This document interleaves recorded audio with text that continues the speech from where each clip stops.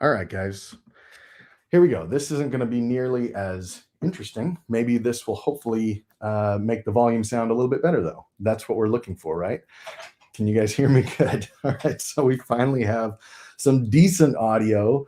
You would think with all of this equipment that that would be something that could easily be fixed, and yet whenever you're doing live stuff, obviously these things happen, and I appreciate your patience with all of that. All right. Like I said, I got this in the mail, and literally this was about 5 days ago. So my sons, I've got a 10-year-old son and a 5-year-old son. They've been itching to get this opened, but I told them that I wasn't going to open it unless we were here together. And I mean, like, as you can see, I don't know if you can see here, the tape isn't even broken. So this is you and me doing this together. Just to give you a little bit of background here. So when you cross over, a milestone in YouTube, which, by the way, I think it is incredible. YouTube is the only platform I know of that does something like this. You can get 1 million followers on Facebook. You can get 10 million followers on Twitter, and they're not going to send you anything. They're not going to recognize you or anything like that. The fact that YouTube does this is really cool. And it's something that I've been looking forward to. And I really appreciate all of your, help in getting us to this point. But so I guess it was in November, late November, we crossed over the 100,000 mark. And then my channel had to go under review, and it took a couple weeks for it to go under review. They had to verify that I was giving original content, that all of these things, that I was a legit channel, and that it was not copyrighted content. And once that happened, which took about 2 to 3 weeks, then they sent me over a code. I had to go onto the website, enter that code, tell them what I wanted, the name of the channel that I wanted on there, which I thought was kind of funny. And then they sent it to me. So it took another 2 or 3 weeks for it to arrive. So, I mean, at this point, we're already at I think 107,000 subscribers. Like it's continues to grow, and it took a month and a half for this to come. But I'm going to open this up with you guys right here. Thank you so much for being here with me. And yeah, let's go ahead and do this. Go ahead and open that side up. Oh, there's some right here too.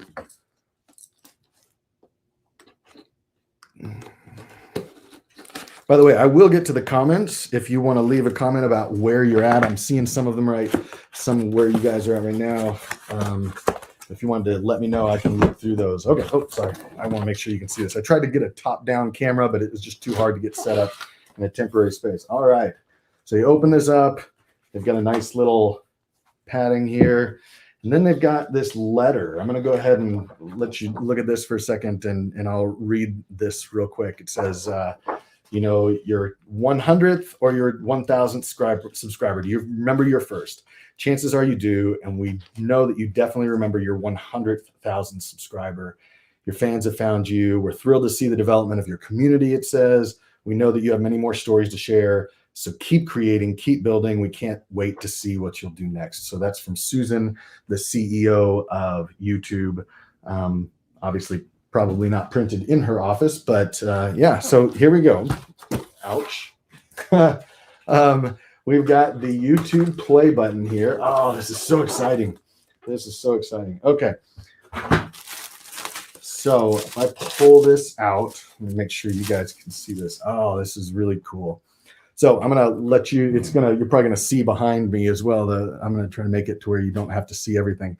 So it says, presented to All Things Secured for passing 100,000 subscribers. So there it is, looking all pretty. I know that these have changed over the years. I've seen pictures of other ones. It's not as heavy as I thought it would be, but it is. It's got a nice weight to it. It's got something where I could take and, hang it if I wanted to. But this you will be seeing hanging on the wall behind me whenever I get back to my studio in Thailand. So yeah, I'm really thankful. You guys have been an amazing kind of just community to be a part of. I love going through comments. I hope you know that I read all the comments that go onto a video. I try to reply to as many of them as I can, even though it can get really hard at times to keep up because there are just so many different comments. But it is a lot of fun to continue on with this community. And really, things started for me. I'm going to kind of give you like a 2-minute. I'm going to try to keep it really short, but a 2-minute just like explanation of how this all started, and then share with you where I'm going. And then if you want, I'd love to just do a quick Q&A, and you can ask me any questions that you have. I can show you the first videos, not actually show the videos, but the thumbnails, and kind of give you an idea of what was going on back then.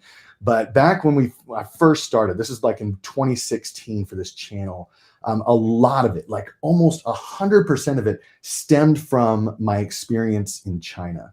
So I was living in a far western part of China where surveillance, where all this stuff was just, it was pervasive, like cameras everywhere. Everything that I knew was being monitored. And, you know, they say nowadays that that part of China, which was Xinjiang, is the testing ground for China's surveillance technology. And I really felt that. Our whole family felt that. We knew that, you know, there was face recognition technology in all the cameras that were around us. Even just getting from the bus that we got off on our street and walking to our apartment, we passed about 8 different sets of cameras. It was just unreal. But it was also during that time, if you know anything about China, they censor the internet, which makes it difficult to see things like Facebook, like Google, so getting onto Gmail, or even my website at the time, I couldn't access it because they were all blocked. So I had to get very intimately familiar with VPNs. And that is where my VPN, you know, life began, if you want to call it that. So that's back in, gosh, 2009, 2010. I had to learn how to use a VPN, and I've been using a VPN ever since then, just to be able to access my email, access Facebook, to be able to communicate with my family, to be able to update my website. All of those things, I had to use a VPN, and then understand and learn how to be careful with my data, because I knew that everything I was doing was being monitored. It was being looked at. So it was just a very challenging time, but it was also really good. And that's where this channel was born out of. So if you were to go back to my, you know, the very first part of my channel, you'll see that I'm starting off with, like, what is a VPN anyway, right? And that is, you know, and then, you know, how to watch Netflix in China, which obviously was a big deal for me at the time, like how to watch all these things. Is it even legal? Which was a question that I got from a lot of people who were in China. It's like, okay, if they're blocked, does that mean they're illegal? Those type of questions, and then going through the different VPNs that I was using. So you can see that it was just one of those things that it kind of was born out of necessity, and that's yeah, and that's the way that, you know, it started. Now, as already I've seen, you know, somebody comment here that cameras are already all over the place here in the streets in the USA, DP.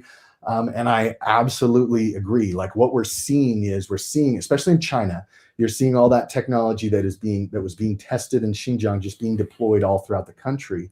And now you're seeing a lot of that kind of technology being deployed and exported elsewhere in the world, and also being used in places like the UK and the US and Canada. And there are scary parts of that.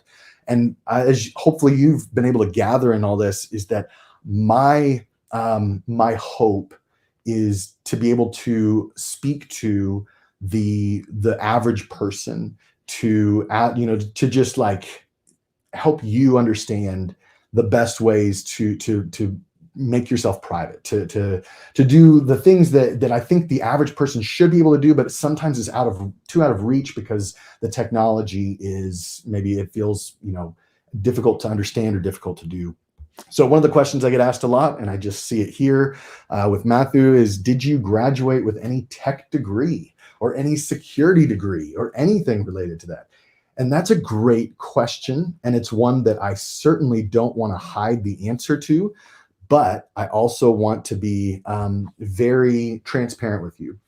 And the reality is that no, I did not graduate with any tech degree of that. Like, I graduated with a business degree. I went to a school in Nashville, Tennessee called Belmont University. I actually went there to study music, of all things. But I really loved the music tech side of it. I've always been into tech, but the reality is I just ended up with a business degree, and I've really enjoyed that. And what I don't want to do, and I hope I never do, and if you guys feel that I'm ever doing this, please call me out. I don't ever want to present myself as as some sort of expert in the tech or security field. A lot of what I'm doing is a lot of trial and error, a lot of testing things out. My hope is that I can be almost like a test dummy for a lot of the things that I'm trying out. So I'm trying out LifeLock right now, or I'm trying out all these things and trying to understand the technology and be able to explain it in a way that's understandable for most people. And that's where I hope that I provide the most value, is in explaining some of these things. But I'm not a security expert in any way. And I hope I don't go down that path of trying to pretend that I know more than I do, because yeah, I think that would just be disingenuous. I think you guys have heard me say on a couple different videos that, hey, I'm not an expert in this, but here's what I've heard, or here's what people tell me, experts tell me, or what I've read. I do read a lot. I do keep up with a lot of things, and this is, very important to me, but I don't have a tech degree. All right. Walt Taylor asks, I'm going to go ahead and take a couple questions here. So if you have questions, go ahead and leave them in the comments right now. I'll see what I can do, and we'll just keep this going for maybe 5 or 10 more minutes. I just really wanted to do this with you and say thank you for doing that. But Walt Taylor says, any new collabs coming in 2022? As you guys saw last year, I collabed with a lady named Naomi. She does Brockwell, I believe. She does MBTV, and she's just fantastic. She did some great work, a lot of it having to do with crypto and crypto security, which is something that I'm currently diving into and really trying to understand a lot more of. And she was fantastic. At this point, I honestly don't have. I've reached out to a number of creators, and I even went to a conference back in October for YouTube creators. And it's funny, you would think that with a channel that has 100,000 subscribers that I would at least have a little bit of clout and be able to get some folks to join me. But so far, it's been crickets. And if you have any suggestions, I definitely welcome them. So if you have suggestions here, please send them my way. You can find me allthingssecure.com/contact, or if you are on Twitter, you can follow me on Twitter. It's at all_secured. You can follow me there, and we can communicate. I'm a lot faster at replying to things on Twitter than I am on email, because if you saw my email inbox, you would understand that it is just full. All right. Here we go. We got a question from Dayo. Says, why are there so many sites with personal info in the States? Scammer use that to scare people. I think that's an interesting question. And I think the reason is because of the laws that require a lot of our public departments, I guess, to not keep secrets. So in other words, a lot of the documents that you have, whether that's, when I purchase a house or just even birth, like all of these things are open to the public. And so there's a lot of these websites that are able to scrape that data. But with the privacy laws, they have to take that down if we request it. But obviously in the US, it's nothing near as strict as it is in the EU, where you have to actually have permission to even put that stuff up in the first place.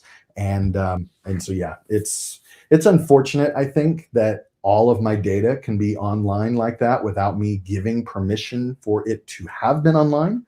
And yet that's kind of where we find ourselves. How is the iStorage USB? Do you still recommend it? Have you had a chance to check out their hard drives? I don't know iStorage. There's quite a few companies that I'm still testing out and getting to know. But the more that you guys recommend or offer them as suggestions via email, via Twitter, or via comments like this, the better that I'll be able to know what's worth actually trying. Because let me tell you guys, it is so fascinating how many emails I get that are from companies that I've never heard of, that they're willing to throw a lot of money my way just to have me try out their product on camera. And I have to sift through, like I spend an unfortunate amount of time just trying to sift through what it is that's actually worth using. And I think any tech reviewer, and I don't even consider myself in the league of any kind of tech reviewer, most of what I do is just for my personal use, but any tech reviewer has to have some sort of process to cull the hundreds and hundreds of emails that come in every week just asking, hey, will you review our VPN? Hey, will you review this, mesh Wi-Fi network? Will you review this security camera? Will you review, and so on and so on. And it is really hard to go through and try to figure out what's good and what's not. And I will say this, and this is my promise to you, and this is hopefully what will help us to continue to, understand each other better and trust each other, is that I'm not going to put anything on camera on this YouTube channel that I haven't personally tried and somewhat enjoy, right? Like you guys even saw, I did a video on Identity Guard where I was as honest as I could be. And I told you, I was like, I like it. It was a great product. I used it and I thought it was probably one of the better ones, but then my experience with the company just wasn't that great. And I wanted to share with you what that was and say, hey, this is still, I think, a good company, but or it's a good product, but I can't recommend the company. And so that's really where I find myself a lot of the time. All right. Here we got somebody's day also saying scammers have told me they use True People Search, and that's them. In Canada, we don't have that, but it's scary. Yeah, it really is. It's scary to see what is available to people, what kind of data. And really, I'm trying to figure out, how do you balance? And this is something I think is important to me. I'm curious if this is important to you. I want to figure out how to balance between legitimate privacy concerns, right? Things like how Facebook treats my data, how Google treats my data, how all of these different platforms treat my data, and how I can do privacy, and balance that with, I don't want to go all the way, and I don't want to recommend to you that we go all the way on just like I don't want to call it crazy because I don't think they're crazy, but on the extreme side of things, and saying, all right, delete your Facebook, delete everything, don't go online, don't use a smartphone, use a dumb phone. Like, if you want to do that, more power to you. Goodness, I think that's amazing. But I want to find a way, and I want to hopefully share with you ways that we can still kind of keep a foot in this world, but maintain a good level of privacy. So if you saw my video about Facebook, or if you saw my video about Amazon, the idea was, it's not saying, okay, just go delete your account. It's, hey, here's what we can do if you still want to use Facebook, but you also have a concern about your privacy and security. Like, let's try to find that middle ground as best as we can. Voter records. Oh, that's a good point, DP. That's one way that a lot of this data gets out, is voter records are public, and a lot of times in the US. Whether it's appropriate, in my opinion, that's not my call. So let's see. I find it crazy that you need to provide a phone number just to create accounts anymore. Heck, Twitch requires a phone number just to enable 2FA. Like, why can't I use an authenticator app? That's a great point. One of the things that I'm an advocate for, especially with a lot of these accounts, where maybe they don't allow for a 2FA key, or they only allow for, let's say, SMS 2FA as opposed to an authenticator app or my Yubikey, is to actually write them and say, listen, this is important to me. You need to make this a priority to, allow for the FIDO protocol, or to allow for an authenticator app or something of that sort, because this is something that needs to be done, and you need to implement this in the future. So I think actually going through and telling them that, just making your voice heard on Twitter or via email is an important thing that we can do. While I'm here, guys, and this is only just because I released a video yesterday, if you wanted to, I've got a partnership with Yubikey. I'm really happy about that, because they are a company, one of the few companies that I just genuinely really, really like. And I think that the product that they create is amazing. I use it. My wife uses it. I'm trying to get my parents and family to use it, because I just think it's important to have 2FA security on as many of your accounts as you can. So, right now they've given me this promo code. So if you go and you wanted to buy one of their keys, let's say you've been thinking about getting a Yubikey 5 NFC or a 5 CI, the one that fits on your keychain, or if you just want to get a much cheaper one that works for Gmail, just one of their security keys, you can get $5 off if you use the promo code all things secured. They didn't pay me to say that on this live stream. The video before this was sponsored, but like I said, really like the company, and I want that sponsorship to be very beneficial to them because I want more companies, obviously, that I like to sponsor. So, all right, yeah, need to check out the Yubikey. Is Yubikey or equivalent available in Europe or Italy? Yes, it is. And I think that one of the things that I like about something like a 2FA key is it is not, it's not something that only works for people in the US or only works for people in the UK or in Europe or something like that. This type of technology is being utilized on websites all over the world, and all you need is that key and you can bring it with you wherever. So I have my key. I've been using it in Thailand. You can use one in Europe as well. Those type of keys are great. All right, here we go. Have you considered making videos on creating alternate and pseudonymous, I always mess that up, pseudonymous, I believe is the way you say it, identities online? I actually have an alter identity. I'm not going to tell you what it is. I don't necessarily use it on the stuff here, but I do have an alter identity that has his own phone number. He has his own address. And he has his own profile picture that I paid to have, and I did it more as kind of a joke and just for the fun of it. But now he's the guy that signs into Starbucks if I'm ever in Starbucks and they require name, phone number, all that stuff. He's the guy that gets used for a lot of different things. And it is something I've considered, doing videos about. I'm really into masking information. So you guys have heard me talk about it, masking your phone number, masking your address, masking as much information as you can, and using a pseudonym or being pseudonymous is part of that. And so I appreciate that suggestion. I'll definitely be looking into that. All right. Hey, Tim, it's good to see you. Thanks for coming by.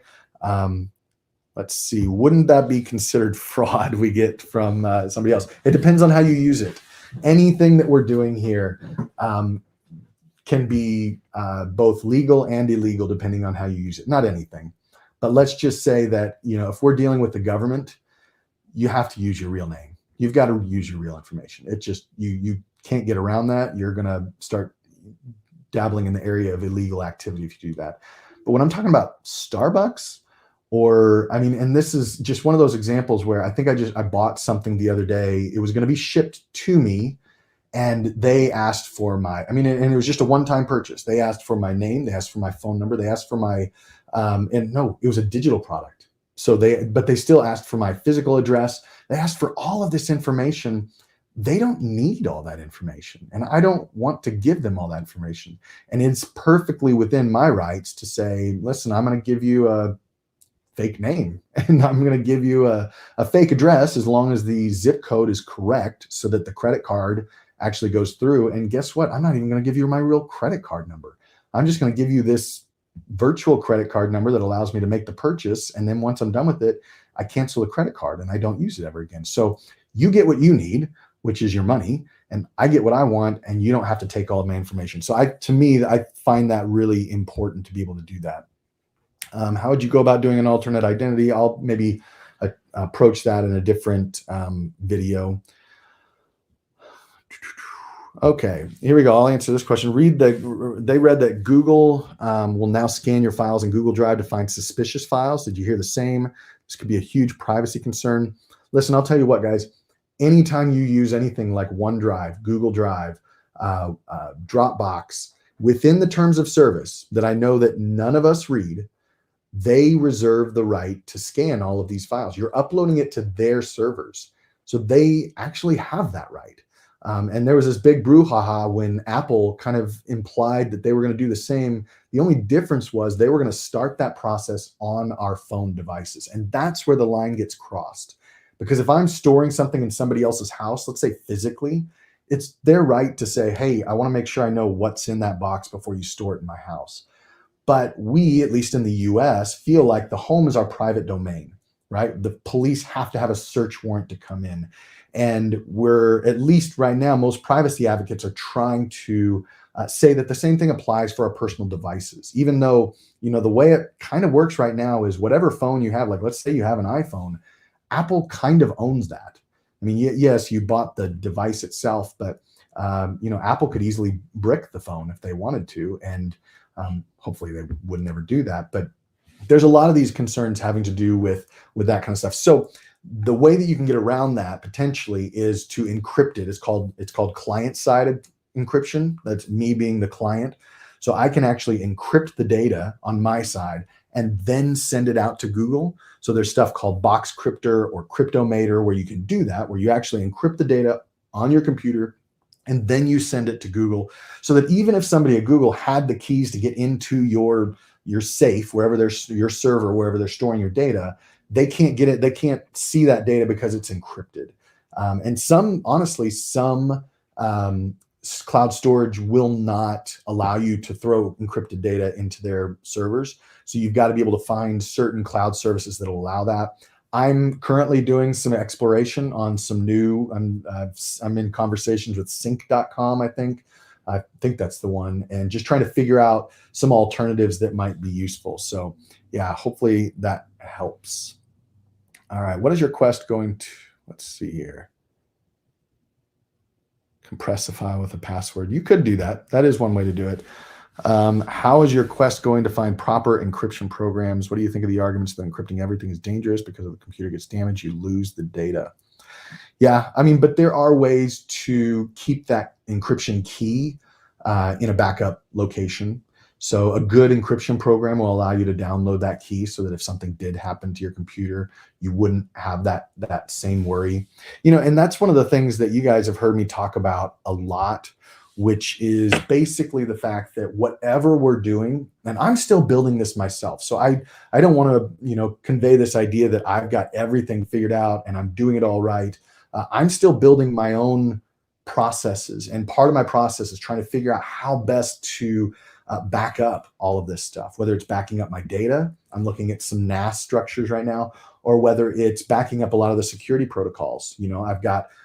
At this point now, I've got 4 Yubikeys that I keep, one that's always on me, and then a couple that are elsewhere. And all of my keys work for all of my wife's accounts, and all of my wife's keys work for all of my accounts. That's the way we set it up. And the purpose is because I want that backup security. Whenever, like you're saying, whenever I have, because I've had an instance where I've had all of my devices taken away from me. And the scariest thing about that was that I had failed to put one of my backup hard drives in a different location. And so there was a point in time where I had all of my data in somebody else's hands. And it was a really scary thing. And that influenced a lot of how I look at this stuff. Yeah, I've heard privacy.com is great from what I've seen. I wish we had an equivalent in Canada. That is one of the craziest things as I do this channel, is trying to make sure that I'm serving the global audience. I know that there's a majority of people, at least, YouTube's analytics tell me that there's a majority of people that are in the United States, but I also recognize that there's a lot of you in Canada. There's a lot of you in Europe. There's a lot of you all over the world, which I think is really cool. But every time that I'm looking at a product, I have to keep that in mind, and it's hard. For example, even just hiding my address and using a lot of the masking services for virtual addresses, right? A lot of those services exist in the United States, not as many in Europe, and I haven't seen any for Africa or Asia, even though I'm sure they exist. It's really hard for me to find those. So as you guys run across it, it would be definitely helpful if you want to send that my way. All right, guys, let's see. Man, I'd be okay to have longer videos going deep. That's an interesting thought, Michael. First of all, thank you for joining me here on this live stream, Michael. It's great to have you here.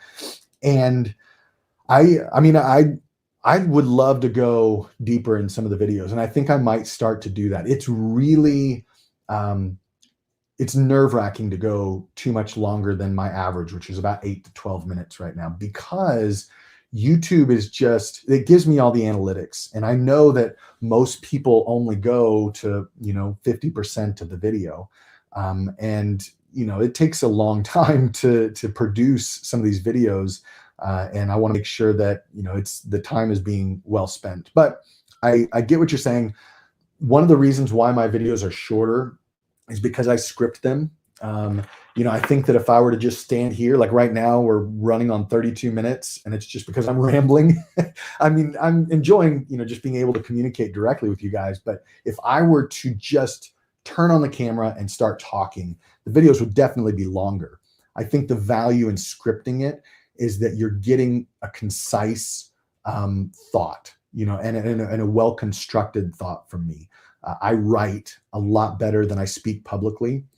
Is a lot better than I speak on my feet, as you may or may not notice as I'm here on this live video. So it is one of those things where I'm wanting to balance between, giving you a full picture of whatever I'm trying to talk about, but also being, very concise and making sure that I respect the time that you're giving to me by watching these videos and not just stammering on. Because there's nothing I hate more, or not hate more, but I mean, I don't enjoy it when I'm watching a video on YouTube and the guy's just going on and on. I'm just pressing that 30-second forward, or, just like trying to get past him rambling and get to the actual meat of it. And that's what I want to do. I just want to give it straight to you. And then maybe when we're on these live videos, we can have a little more kind of back and forth. Let's see. So I'm getting a lot. It's interesting. You guys are talking a lot about cloud storage. I see Kingdom War talking about cloud storage. Even Sid Dragon. Maybe that's something I should be keeping track of and maybe doing a little more content on. If that's Ukraine. I don't even know how to pronounce your name. As I look at I'm from the Ukraine and it doesn't even say your name. I appreciate you being here. Man, you've got some crazy stuff going on your side of the world, don't you? I hope that you're well, stay safe, no matter what happens in all of that. Do you recommend using virtual machines with VPNs to use services like Google? Now, I'm going to say right here, you are diving into territory that I am not familiar with. Using virtual machines, I've actually worked with a company in the past where I set up a virtual OS.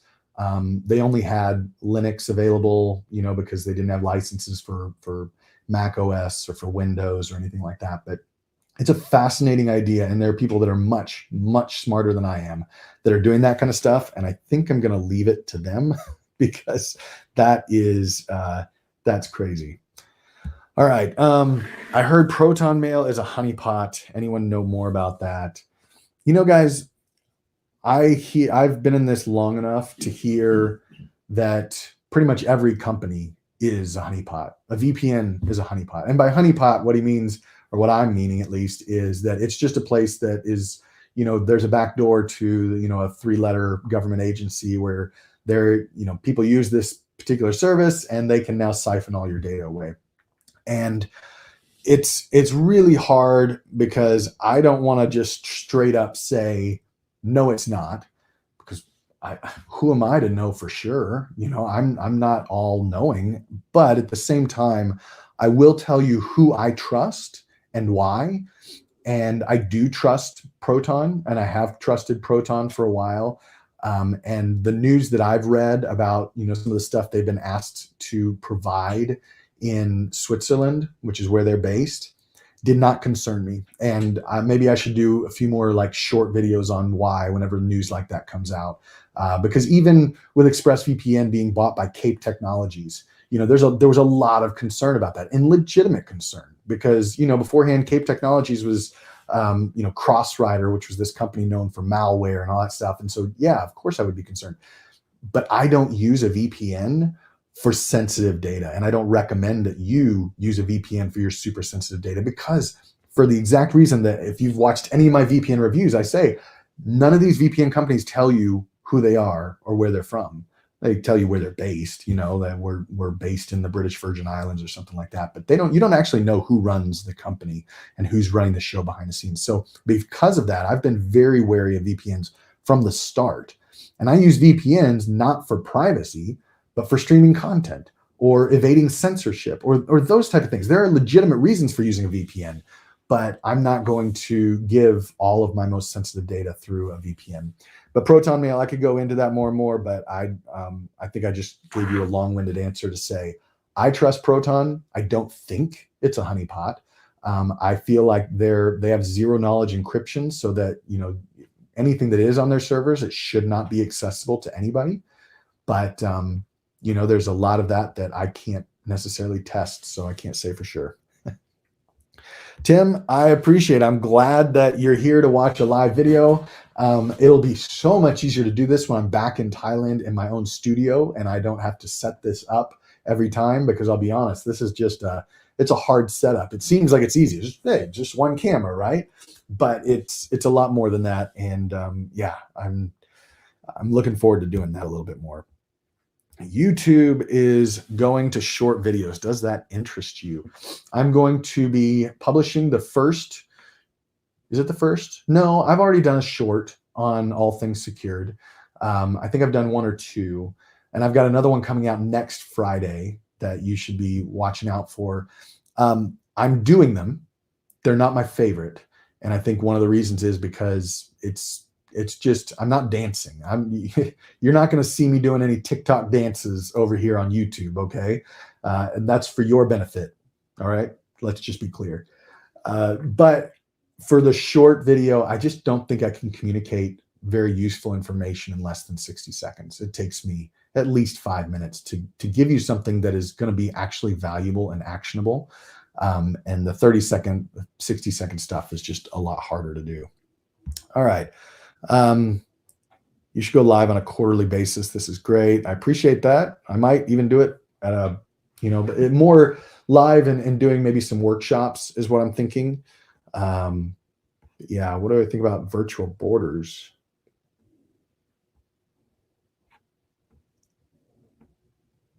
Sentinel decentralized VPN. Yeah, I've been getting into a lot more DVPN stuff. Sorry, I'm sitting here just looking through your comments. I really appreciate you guys being here and commenting.